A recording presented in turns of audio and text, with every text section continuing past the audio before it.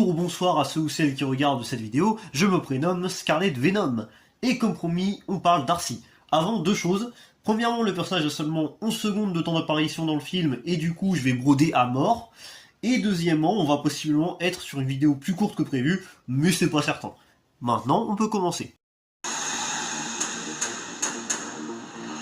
Le fait est qu'Arcy est informé.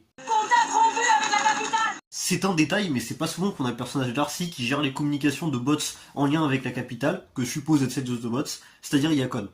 Elle me permet même de vous mentionner un élément du lore de la planète, et du coup c'est cadeau, ça fait plaisir. Le fait est qu'Arcy est une survivante.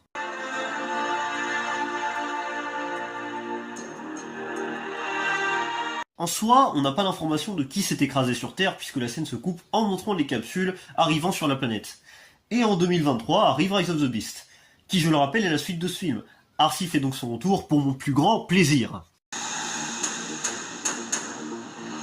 Le fait est qu'Arcy est fidèle à l'original. Quand je regarde les deux designs, c'est clairement l'idée que je me fais de ce qu'est une adaptation. On a une très grosse ressemblance avec son look original, mais avec un bon paquet de différences pour coller à une esthétique live action. C'est la façon que je préfère pour designer Arcy en live action, puisque tout Arcy confondu, le look original est facilement dans mon top 3. C'est au point où la BBM s'était retrouvée en deuxième position dans ce top. Et la Rise of the Beast a remplacé. Le fait est qu'Arcy est armé. Comme vous l'avez vu, le personnage possède un gun assez simple et... c'est quoi ces têtes? Ah oui, les armes n'étaient pas sur la séquence. Donc, le gun que voici est assez simple, mais plutôt cool. Pour rester dans la référence, on peut le voir comme un hommage à ce gun-là.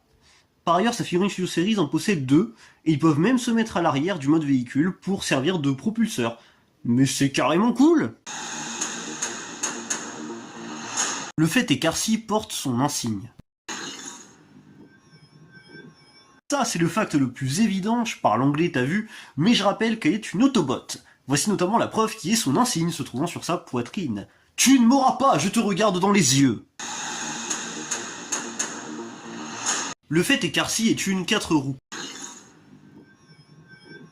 Comme vous l'avez vu, il y a la mention voiture parmi les différents modes alternatifs. On a eu deux types de voitures pour le personnage dans la licence, une cybertronienne et une terrestre. La voiture cybertronienne est vue dans le film d'animation de 1986, dans la série Transformers Animated, dans la série Transformers Cyberverse, et dans le jeu vidéo Transformers War for Cybertron. Concernant la voiture terrestre, on l'a eu dans la série Transformers Earthspark, et en deux modèles distincts dans la première continuité originale des comics d'IDW. Le fait est qu'Arcy est une 2 roues. Même réflexion, mais avec les motos. Au passage, c'est un mode qui est pour elle beaucoup plus occasionnel que la voiture, alors qu'on aurait tendance à se dire que l'inverse serait plus adapté. Étant donné que le personnage est fin, autant qu'elle est un véhicule plus fin.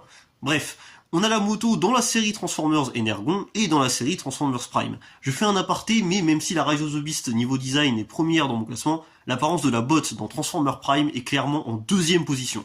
Sauf quand elle a ce code couleur où clairement elle passe première. Le fait est qu'Arcy est une 2 roues, le retour. Je reviens sur le mode de la moto car au cinéma, ça a toujours été une constante pour le personnage. On a déjà le mode du premier film de 2007 provenant d'un concept art, celle de la suite Revenge of the Fallen, celle de Rise of the Beast, et enfin celle du film Bumblebee. C'est d'ailleurs une première d'avoir une moto cybertronienne pour le personnage, et ça c'est beau.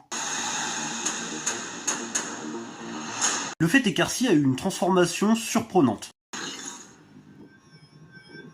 Le dernier mode mentionné est une araignée, et c'est pas du troll, preuve en image.